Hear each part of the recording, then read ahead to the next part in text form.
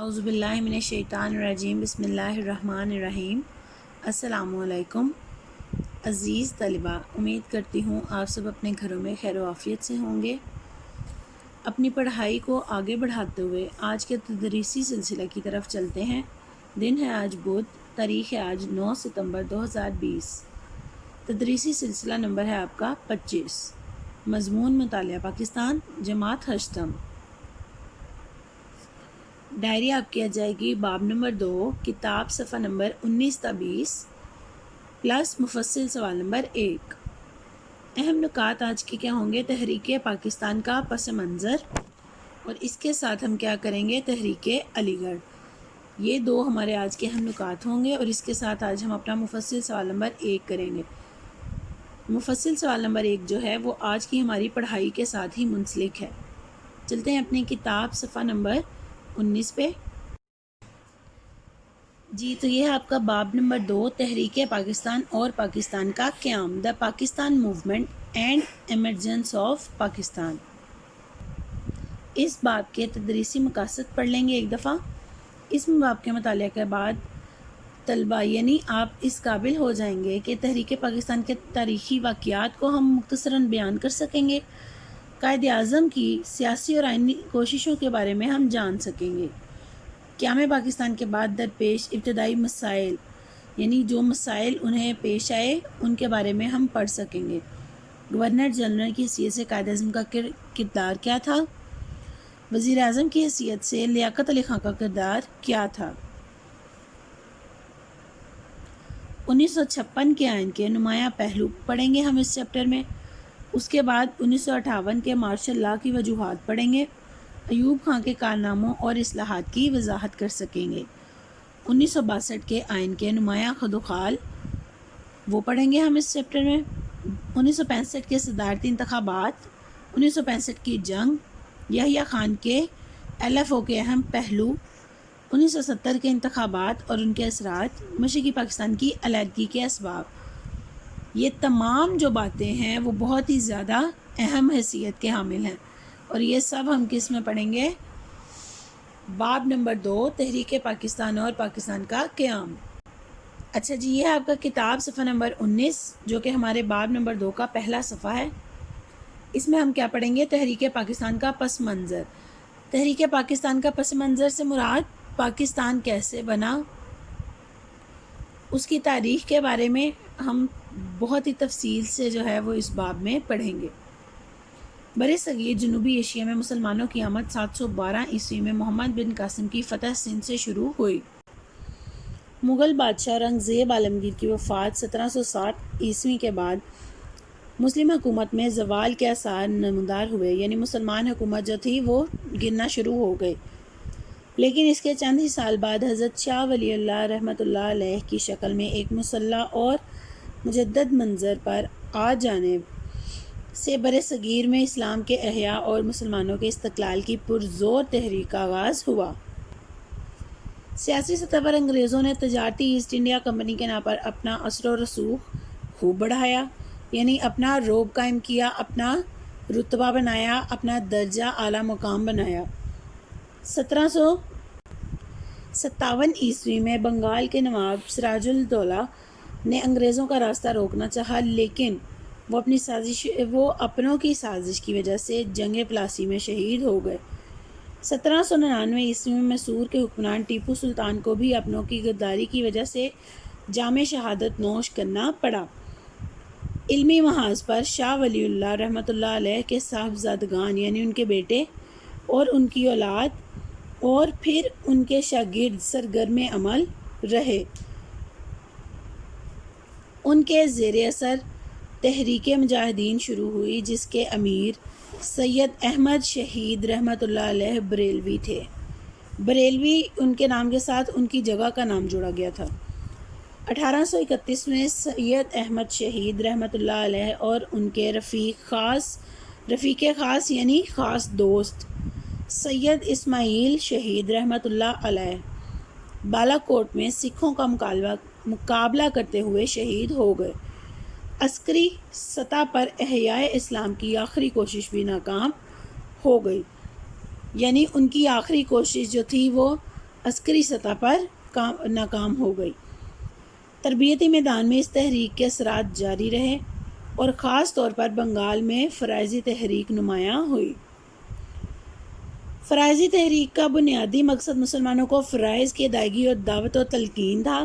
1857 کی جنگ آزادی بھی مسلمانوں کے سیاسی احیاء اور استقلال کی ایک کوشش تھی۔ اس کے بعد وہ ہمیں بتا رہے ہیں تحریک علی گڑھ اور سر سید احمد خان۔ جنگ آزادی میں ناکامی کے ساتھ ہی برصغیر کے مسلمانوں کی تاریخ کا سیاہ ترین دور شروع ہو گیا۔ یعنی جنگ آزادی میں ناکام ہونے کے بعد مسلمان زوال پذیر ہونا شروع ہو گئے، ان کی حکومت ختم ہونا شروع ہو گئی۔ مسلمان بحیثیت قوم انگریزوں کی نفرت اور انتقامی کارروائیوں کا نشانہ بنے۔ ان حالات میں سر سید احمد خان نے تحریک علی گڑھ کے ذریعے قوم کی رہنمائی کا بیڑا اٹھایا۔ سر سید احمد خان کی تحریک علی گڑھ کے مقاصد درج ذیل تھے: حکومت اور مسلمانوں کے درمیان اعتماد بحال کرنا، مسلمانان برصغیر کو جدید علوم اور انگریزی زبان سیکھنے کی طرف راغب کرنا، مسلمانان برصغیر کو سیاست سے باز رکھنا۔ یعنی وہ چاہتے تھے کہ حکومت اور مسلمان ایک دوسرے پر اعتماد کریں، مسلمان جو تھے وہ انگریزی سیکھیں، پڑھائی لکھائی سیکھیں، علم و فنون سیکھیں اور سیاست سے دور رہیں۔ ان تمام مقاصد کو پورا کرنے کے لیے انہوں نے کیا کیا تھا؟ تحریک علی گڑھ قائم کی۔ آپ 17 اکتوبر 1817 کو دلی میں پیدا ہوئے۔ آپ نے مسلمانوں کی تعلیمی، سیاسی اور مذہبی ترقی کے لیے عملی کام کیا۔ آپ نے اس بات کا اندازہ لگا لیا تھا کہ مسلمان تعلیم کے بغیر ترقی نہیں کر سکتے، بلکہ مسلمان تو کیا، دنیا کی کوئی بھی قوم، دنیا کا کوئی بھی ملک علم کے بغیر ترقی نہیں کر سکتا۔ یہ بات جو تھی وہ سر سید بہت اچھے طریقے سے سمجھ گئے تھے اور انہوں نے بہت کوشش کی کہ مسلمان بھی اس بات کو جلد از جلد بخوبی طریقے سے سمجھ جائیں۔ جی اس کے بعد آ جائیے کتاب صفحہ نمبر 20 پہ، جہاں پہ ہمارا اگلا نقطہ ہے 1859 میں آپ نے مراد آباد میں ایک سکول قائم کیا۔ 1863 عیسوی میں آپ نے غازی پور میں سائنٹیفک سوسائٹی کی بنیاد رکھی۔ آپ نے 1875 میں علی گڑھ میں جو سکول قائم کیا وہ 1877 میں کالج اور 1920 میں یونیورسٹی بن گئی۔ 20ویں صدی کے شروع میں مسلمانوں کا پڑھا لکھا طبقہ اسی تعلیمی ادارے کا تعلیم یافتہ تھا۔ یعنی سر سید کا ساتھ دینے والا جب کوئی نہیں تھا تو انہوں نے ہار نہیں مانی تھی، بلکہ انہوں نے خود ایک سکول قائم کیا اور مسلمانوں کو تعلیم دینا شروع کی۔ رسالہ اسباب بغاوت ہند بھی سر سید احمد خان کی ایک اہم سیاسی خدمت تھی۔ اس رسالے میں آپ نے 1857 کی جنگ آزادی کے حقیقی اسباب سے انگریز حکومت کو آگاہ کیا، یعنی حقیقی اسباب جو اصل وجوہات تھی جنگ ہونے کی۔ جنگ آزادی کے بعد سر سید احمد خان کی حیثیت سیاسی مسیحا سے کم نہ تھی۔ مسلمانان برصغیر کے وجود کو قائم رکھنے کے لیے آپ آگے بڑھے اور انگریزوں کی غلط فہمی دور کرنے کی کوشش کی۔ ان پوائنٹ سے ہمیں پتہ چل رہا ہے کہ سر سید نے اس ملک کو بنانے کے لیے کتنی خدمات سر انجام دی۔ اب ہمیں یہ خود سوچنا ہے کہ آیا ہم نے ان کی خدمات کا پاس رکھا ہوا ہے؟ ہم ان کی خدمات کو ویسے ہی لے کے چل رہے ہیں؟ جو سبق انہوں نے ہمیں سکھایا ہے کیا ہم اس پر عمل کر رہے ہیں؟ اگلے پوائنٹ پر چلتے ہیں۔ سر سید احمد خان سیاسی طور پر مسلمانوں کو کمزور سمجھتے تھے، اس لیے انہوں نے 1885 عیسوی میں قائم ہونے والی انڈین نیشنل کانگریس میں مسلمانوں کو شامل ہونے سے روکا، کیونکہ وہ چاہتے تھے کہ مسلمان سیاست سے دور رہیں۔ اور وہ یہ کیوں چاہتے تھے؟ کیونکہ وہ سمجھتے تھے کہ مسلمان ابھی اس لائق نہیں ہے کہ وہ سیاست میں اپنے قدم گاڑ سکیں۔